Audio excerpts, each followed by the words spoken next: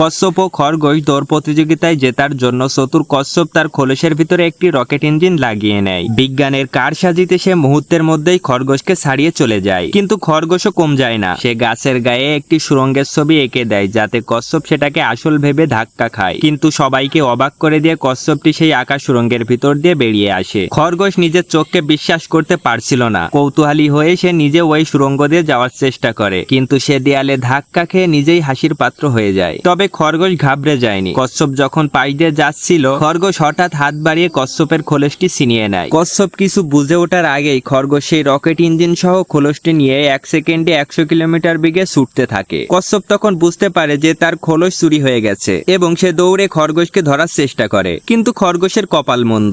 মাঝপথে rocket engine নষ্ট হয়ে যায়। খরগোশ অনেক চেষ্টা করেও তা ঠিক করতে পারছিল না। তখন দয়ালু কচ্ছপ এগিয়ে আসে এবং ইঞ্জিন পরীক্ষা করে দেখার অভিনয় করে। সে খরগোশকে সাহায্য করার জন্য কাজে লাগিয়ে দেয়, কিন্তু মেরামতের মাঝপথেই কচ্ছপ হঠাৎ খোলসের ভিতর ঢুকে পড়ে এবং ইঞ্জিন নিয়ে পালিয়ে যায়। কচ্ছপ যখন ভাবছে সে জিতে গেছে, তখনই সে খেয়াল করে যে খরগোশ কখন যেন তার পিঠের উপর চড়ে বসেছে এবং ইঞ্জিনের গরমে খরগোশ থাকতে পারছিল না। তবে অ্যানিমেশন জগতের সেরা খেলোয়াড় বলে কথা, খরগোশের বুদ্ধির তারিফ করতে হয়। এরপর খরগোশ আর দেরি না করে খোলসটি খুলে ইঞ্জিনের উপর জল ঢেলে দেয়। তারপর কচ্ছপকে বিদায় জানিয়ে সে ঝড়ের গতিতে দৌড়ে গিয়ে ফিনিশিং লাইন পার হয়ে যায়। খরগোশ ভাবছিল এবার চ্যাম্পিয়ন হওয়া নিশ্চিত, কিন্তু ভাগ্যের কি পরিহাস। রাস্তার গতিসীমা লঙ্ঘন করার কারণে এবং 100% ওভার স্পিড হওয়ার অপরাধে খরগোশকে প্রতিযোগিতা থেকে ডিসকোয়ালিফাই এবং বাতিল ঘোষণা করা হয়। ভিডিওটা কেমন লাগলো কমেন্টে জানাও, আর নতুন নতুন ভিডিও পেতে চ্যানেলটা সাবস্ক্রাইব করো।